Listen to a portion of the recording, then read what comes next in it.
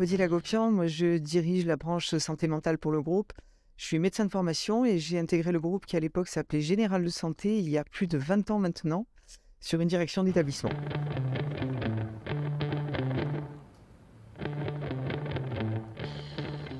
Donc mon équipe, c'est une équipe rapprochée, resserrée, 2 directeurs des opérations adjoints. À côté de cette équipe, donc, je bénéficie d'une directrice des ressources humaines, Madame Lalleux, et d'un directeur financier, donc Vincent Nicolas, qui m'accompagne depuis très très longtemps, puisque nous travaillons ensemble depuis plus de 10 ans.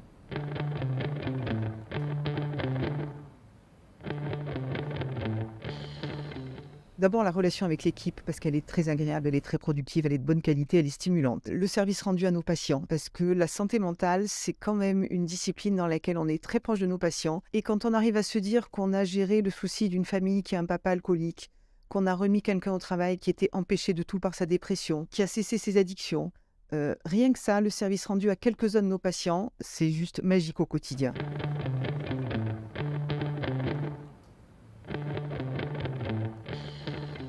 Alors, notre équipe de praticiens, c'est une équipe qui est plutôt petite puisque les praticiens en santé mentale, ce sont à la fois des addictologues, ce sont aussi des psychiatres et puis très important, ce sont nos médecins généralistes. Parce qu'en santé mentale, les patients, ils sont malades sur le plan psychiatrique, mais ils sont aussi malades sur le plan somatique et comme ils ont une difficulté relationnelle, souvent ils s'occupent pas bien d'eux sur le plan somatique et donc pour ça, on a besoin d'avoir des médecins généralistes dans nos boutiques.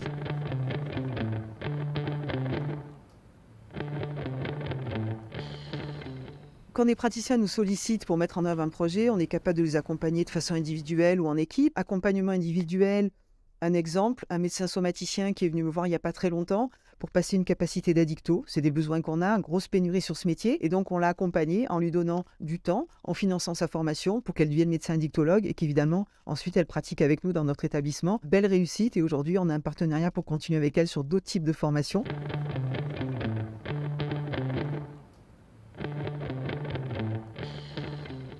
Jamais suffisante. Il faut qu'on continue à se parler, il faut qu'on se voit plus et il faut qu'on ait une relation de...